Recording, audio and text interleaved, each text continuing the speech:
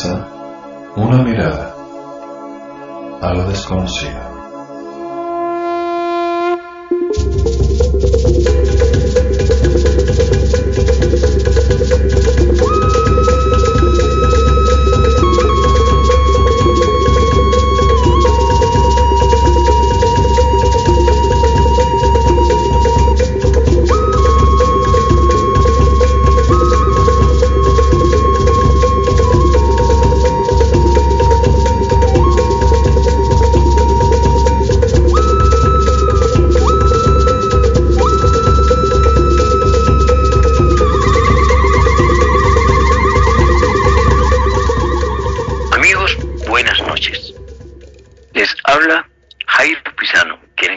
De Daniel Reyes, tendrá el gusto de acompañarles durante algunos minutos en esta noche inolvidable, en la cual trataremos de llevar temas de su interés para aquel trabajo interior indispensable para buscar la autorrealización íntima del ser.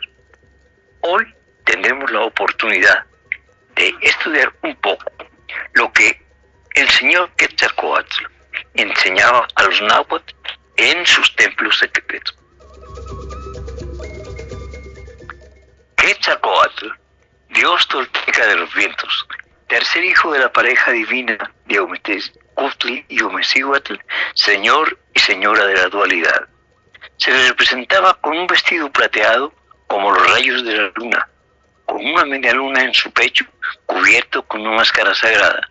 En la mano derecha llevaba el chimali, que en la izquierda tenía dibujado como símbolo de estrella de la mañana el macahuatl, o sea, aquel elemento que le servía para la lucha. En otra de sus representaciones, esta deidad aparece en medio de las nubes como lucero de la mañana o del amanecer. Lleva un solo ceñidor en la cintura y en la espalda un lienzo con dos cruces de brazos iguales en forma de X y unos jeroglíficos en los cuales aparece con la cabeza y las orejeras con discos, con un bozote en la nariz y en los carrillos triples discos en medio de los cuales se dibujan dos cruces de Malta. Quetzalcóatl es el Cristo cósmico náhuatl que en el año de Seacatl 895 de nuestra era, encarnó en el hogar de Omecíhuatl y Ometecutl. Tenía una apariencia mística y austera. Muy joven comenzó a practicar el ayuno y la penitencia. A los 30 años fue nombrado gran sacerdote y monarca de Tola, Tula Hidalgo.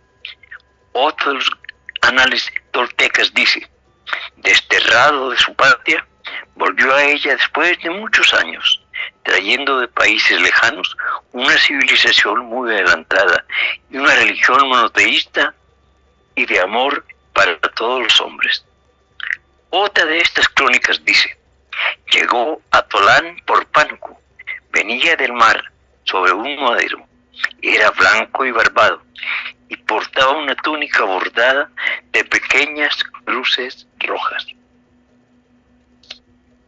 Como instructor, los náhuatl lo representaron con mitra de oro, forrada de piel de tigre y con plumas de quetzali. Sobre el pelis, vistosamente adornada con ojera de turquesas, collar de acero, del cual se desprendían diminutos y preciosos corales marinos. Tenía una capa de plumas de quetzali, figurando llamas de fuego, y un cacatli de piel de tigre, en cuyas anchas correas que cruzaban hasta su pantorrilla tenía caracolillos marinos, y en la mano izquierda escudos con la estrella de 5 puntas en el centro, y en la derecha cetro de oro con piedras preciosas. Les enseñó a cultivar la tierra, a clasificar los animales, a tallar las piedras preciosas, la fundición de metales, la orfebrería y la cerámica. Les enseñó astronomía, también el uso del calendario. Prohibió la guerra y los sacrificios humanos y de animales, los sacrificios del homicida, del robo, la poligamia, todo esto lo tenía como una cosa negativa para sus gentes. En Torán fundó un templo de misterios con 4 grandes adoratorios. El primero era de madera de cedro con adornos verdes. El segundo, de cedro con adornos de coral. El tercero, de cedro con adornos de caracoles marinos. Y el cuarto, de cedro con adornos de pluma de quetzalí. En ellos, él y sus discípulos oraban, ayunaban y practicaban la penitencia, a la vez que manejaban también el arcano AZF. Les hablaba de Ipanewani, aquel por quien vivimos, de la adoración del mundo, de la caída del hombre, del diluvio, del Cristo, del Evangelio, del bautismo, de la circuncisión, de la cruz, símbolos de la inmortalidad de la vida, con referencia al que es hermano, recomendándoles que los usaran en los altares de los templos y en sus hogares. Puso nombre a los pueblos, a los montes y aún a los ríos. Era un instructor divino y fue negado, perseguido por aquellos a los cuales había venido a enseñar y a amar y a enseñarles también a vivir.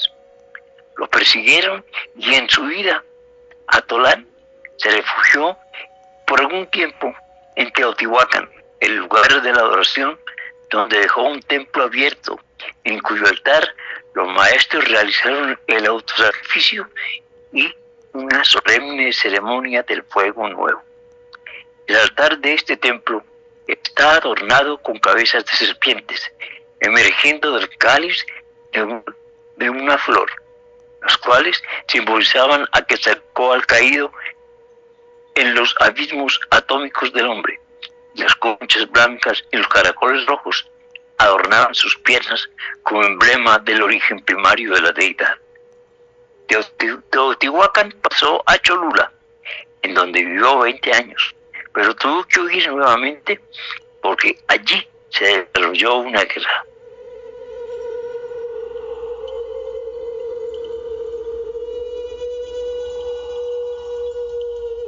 Aquel que se distinguía por su género de vida y en los demás preceptos de los sacerdotes, era escogido, era puesto aparte, se hacía guardián del Dios, el Señor, y los que gobiernan.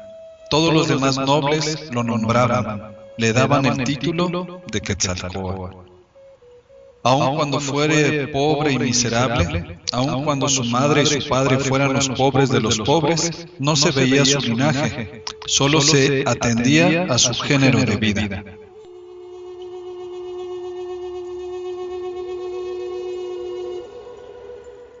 Se dirigió a Coatzacoalcos y dicen los anales que construyó una balsa y en ella se hizo a la mar y desapareció.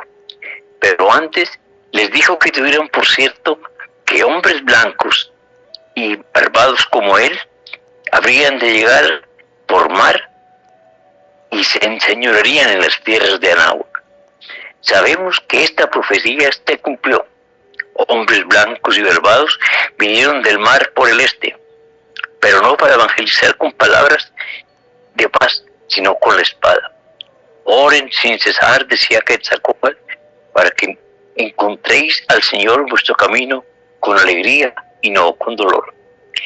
En el Museo de Antropología e Historia de la Ciudad de México hay un testimonio de estas míticas enseñanzas de Quetzalcóatl.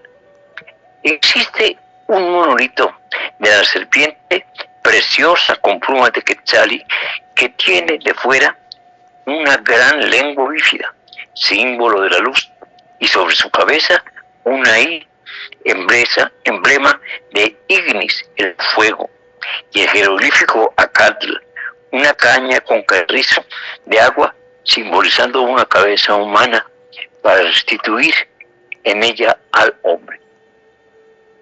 También advirtió a los suyos que no se dejaran sorprender por las palabras preciosas del conquistador. Desgraciadamente no hicieron caso y ellos fornicaron. Y entonces Dios les echó fuera al hombre que tenían dentro y les quitó de su huerto del Edén a los querubines, y con una espada encendida hizo que un arcángel desalojara a la pareja conocida por el árbol de la sabiduría. El hombre perdió sus poderes cuando emprendió el ataque al sexto mandamiento de la ley de Dios, que dice no fornicar. En los tiempos antiguos, los hombres y las mujeres eran verdaderos magos que tenían una pasión: llegar a dominar el fuego de los volcanes, sobre el viento y sobre los huracanes, sobre las tormentas del mar y sobre los grandes terremotos. Todo eso hizo Quetzalcóatl por los suyos. Pero cuando el hombre fornicó, tuvo que trabajar con dolor, porque perdió los divinos poderes que se les habían otorgado. Y desgraciadamente tuvo que caminar entre cardos y espinas, lo que hizo posible que viviera en un valle lleno de amarguras. Antiguamente, al hombre siempre se le había simbolizado con el bien, pero después de su caída también entró a formar parte de sus experiencias todo aquello que era negativo y lo alejaba de Dios.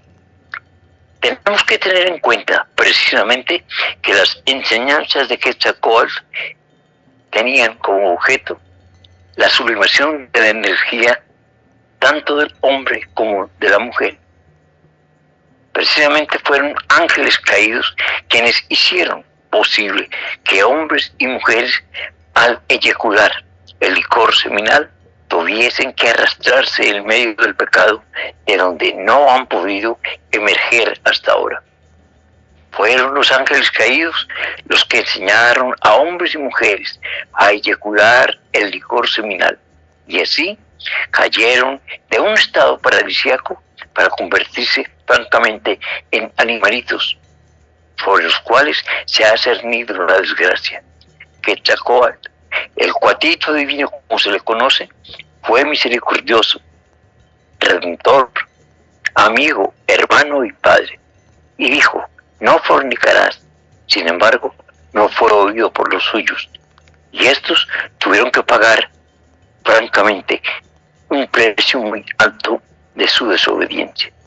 Desgraciadamente, la copulación seminal de tipo animalesco ha tenido una consecuencia, que es el daño visible del aparato glandular tanto del hombre como de la mujer.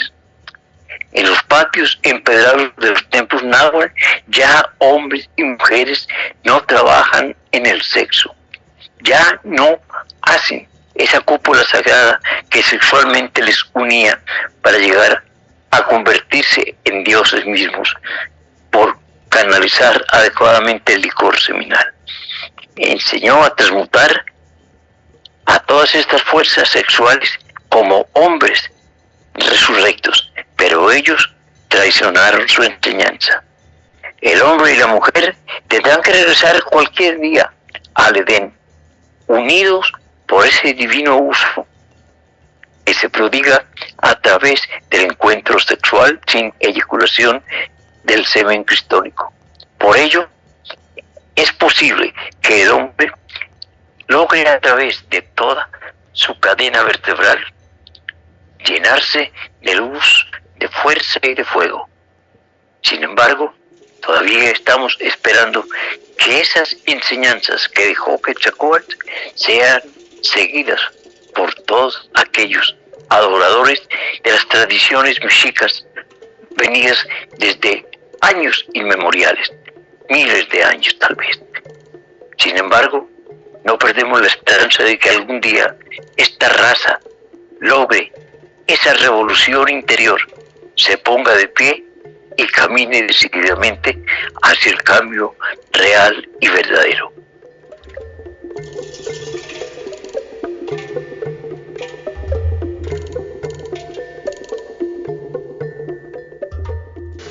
tenemos aquí en nuestro país verdaderos portentos de sabiduría antigua. Indudablemente, Tlaloc, el dios de la lluvia, es un deiduso que ciertamente existe, pero su verificación solo puede ser realizada por sujetos que hayan desarrollado los centros superiores del ser, es decir, la clarividencia, la intuición, la clariaudiencia, etc. Tlaloc, para los esoteristas, vive normalmente en el mundo de las causas naturales. El Tlalocan es precisamente un paraíso molecular, existente en la quinta coordenada. Los antiguos bien sabían de tal paraíso. En el Tlalocan están las criaturas de las aguas, que obedecen a Tlaloc. Quiero referirme a los elementales de las aguas, citados por Felipe Teofastro, Bombastro de Ongein, Aureola Paracelso. Así pues, que todos esos deitusos de nuestro país tienen existencia real.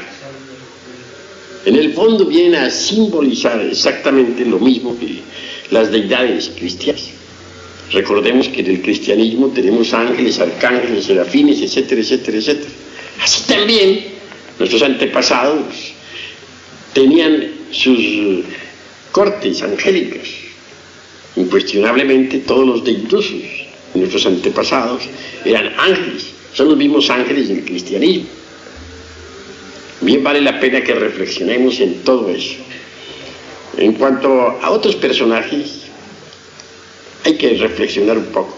Quetzalcóatl, por ejemplo, el Cristo mexicano, un hombre que encarnó en sí mismo el verbo, la palabra, una viva representación del Dios interior profundo. Se nos habla también de la gran Tenochtitlán. Indubitablemente que Huitzilopochtli fue el fundador, el esotérico de la gran Tenochtitlán. Huitzilopochtli es como un arcángel para los antiguos. Le seguimos en el fondo recordando con gran amor.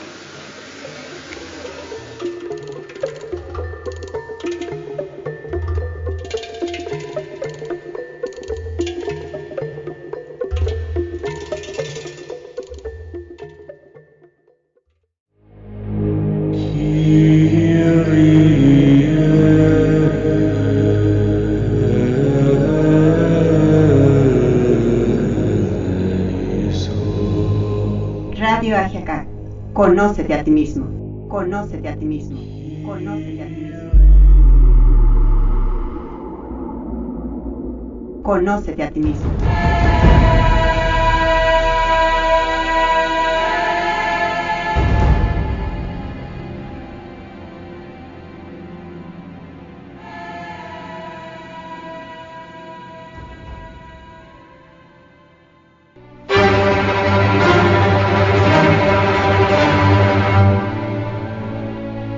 Bajo la luz de la gnosis abordaremos temas sobre misterios del arte, enigmas históricos, personajes célebres que inundaron con su literatura la espiritualidad humana, civilizaciones antiguas y el simbolismo de sus mitos, meditación, temas de actualidad, arte, ciencia, filosofía y mística reunidos en un programa, una mirada a lo desconocido. Escúchanos todos los jueves a las 9 de la noche en Radio Ajiacac. Aquí, donde lo que parece increíble es la verdad.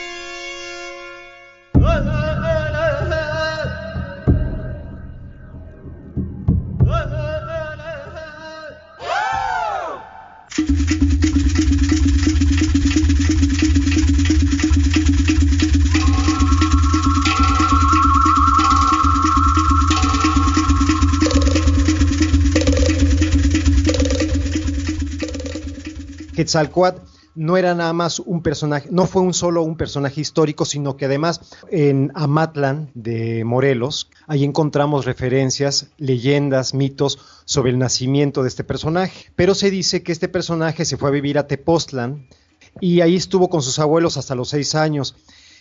Y se platica que después, como todo niño en Mesoamérica, fue llevado al sistema educativo que se encontraba en Xochicalco, una escuela, una especie de primaria, sería el equivalente actual.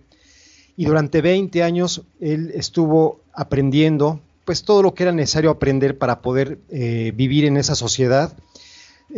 Primero ingresó a lo que llamaban ellos el Tepochcali, que es la casa de los jóvenes, y durante más de 10 años, de hecho, se enfocaba pues a desarrollar las aptitudes, las cualidades que eran necesarias para poder sobrevivir. De hecho, uno de los objetivos fundamentales que se fomentaban en esas instituciones era que la persona se fuera capaz de vivir, de sobrevivir o de ser autosuficiente. Y bueno, de ahí pasó al Calmecac, también en Xochicalco, y es interesante antes de continuar sobre la explicación del Calmecac, que habláramos un poco acerca de la etimología de la palabra Xochicalco. La palabra Xochicalco significa el lugar de las flores. Cuando se habla de Xochicalco o lugar de las flores, se está refiriendo a un florecimiento espiritual. De hecho, en estos centros ceremoniales, lo que se pretendía era precisamente instruir al individuo para que lograra el florecimiento. De hecho, hay un difracismo muy común entre los antiguos mexicanos, que era el Inxochitl Incuicat, es decir, flores y cantos. El ideal que tenían muchos en la vida era precisamente florecer.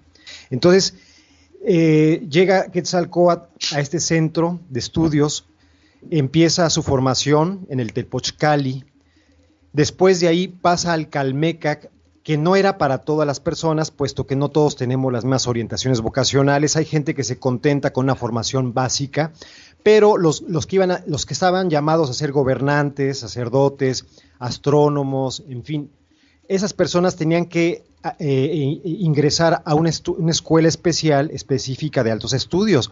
La palabra Calmecac significa la casa de la medida. Cali, casa, Mecat, medida. De hecho, en México todavía empleamos el término mecate. Con eso se medía antiguamente, incluso se utilizaban mecates o cintas largas para medir, pues tomar medidas de los edificios. Que el Calmecac era una institución que estaba dedicada a Quetzalcóatl. Hay que tomar en cuenta que Quetzalcóatl es un concepto mucho más complejo de lo que se piensa. No solamente se habla del personaje histórico, sino también se está hablando de un aspecto filosófico profundo. O sea que Quetzalcóatl no era nada más un personaje, no fue solo un personaje histórico, sino que además nos habla de un grado de florecimiento, un grado de perfeccionamiento. En estos centros tenían como patrono a Quetzalcóatl a través del trabajo sobre sí mismo, a través del perfeccionamiento, la autodisciplina. Se lograba precisamente el equilibrio, que estaba representado precisamente por ese ser mitad reptil, mitad volátil, que es precisamente la serpiente emplumada o la serpiente preciosa, que viene a representar, insisto, el equilibrio entre lo material y lo espiritual. Entonces, es ahí precisamente donde dice la tradición que este joven niño, ya un adolescente, recibió, después de 20 años de estudio, la insignia de Quetzalcóatl. O sea que además de su nombre de pila, que era Seacatl, porque nació el año 1 Acatl, y el día 1 Acatl, que se traduce como 1 Carrizo, se le añadía el título de Topiltzin Quetzalcóatl, nuestro niño, señor de nobleza, Quetzalcóatl, serpiente emplumada. O sea que no era que haya nacido con ese nombre, sino que ese nombre lo recibió después de una preparación de 20 años.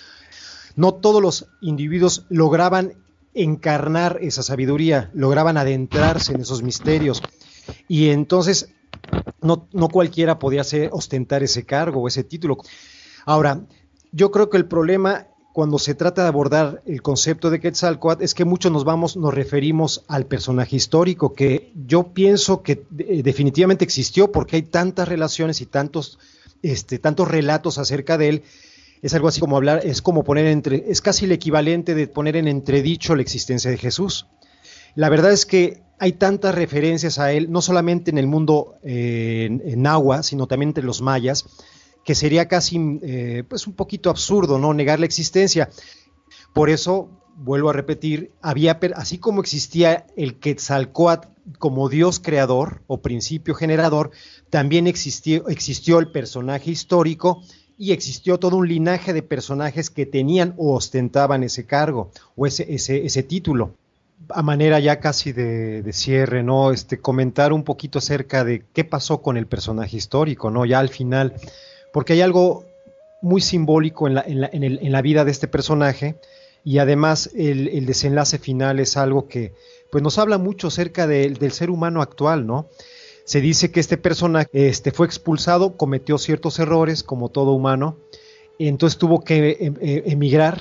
Y dicen que al final, después de pasar por Cholula, pasar por entre los volcanes, en fin, llegó a las costas del Golfo y se vistió, se puso su máscara, una máscara de turquesas con plumas, prendió una gran fogata y se incineró.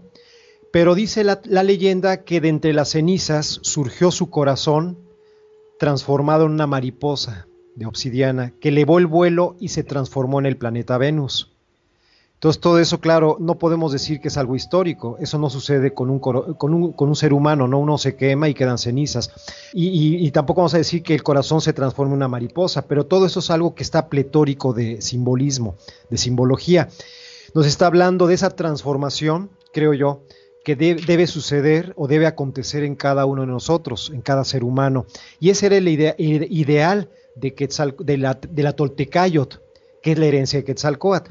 O sea, aspirar cada miembro de esas comunidades aborígenes a convertirse en un Quetzalcóatl, es decir, aquel que es capaz de sacrificarse a sí mismo para trascender. O sea, el incineramiento creo que es algo que simboliza el acabar con las pasiones, con las debilidades, con todo aquello que nos mantiene encadenado, nos hace densos, ¿verdad?, la materia, y que nos permite trascender hacia los ámbitos del espíritu. O sea, es de ahí el simbolismo de que su corazón se transforma en el lucero de la mañana, en la estrella Venus, que anuncia precisamente la llegada del sol, es decir, el arribo de un nuevo día. O sea, la esperanza, la iluminación, el conocimiento. Entonces, alguien que encarna a Dios. Entonces, el Quetzalcóatl finalmente viene a representar el individuo que ha logrado la trascendencia. Es aquel que se acerca al sol, aquel que está cerca del Creador.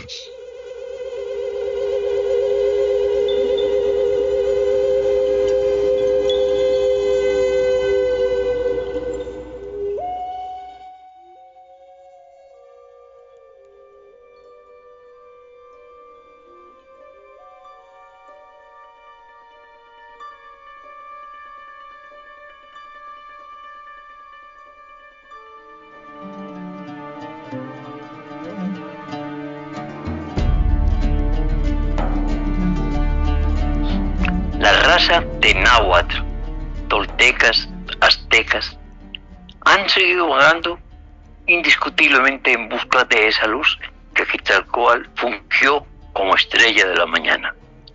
Esperemos que sea muy pronto el día en el cual hombres y mujeres se levanten. Entre tanto, estas enseñanzas traídas de los innumerables libros que el maestro Samael nos entregó retratan de cuerpo entero tanto a los héroes como a los villanos de nuestra historia. Les dejamos en las manos y voz de nuestro compañero Daniel Reyes. Sí, Jairo, muchas gracias. Pues no nos resta más que darle las gracias a nuestro compañero Carlos Robles Roji, misionero de Ajiacac Tecomán en Colima, por su participación. Invitarlos a todas y a todos a suscribirse, si es que les gusta nuestro trabajo, a la página de Radio Ajiacac en Facebook, así como también visitar la página de radioajiacac.com para escuchar ahí los programas, los podcasts que se van subiendo semana a semana. Suscribirse a la página de Facebook o Twitter de Una Mirada, pueden buscarnos como @unamiradablog. Y ahí pues estaremos posteando información que sin duda les agradará. Ayúdenos a llegar a más personas compartiendo las publicaciones. Muchas gracias y hasta luego.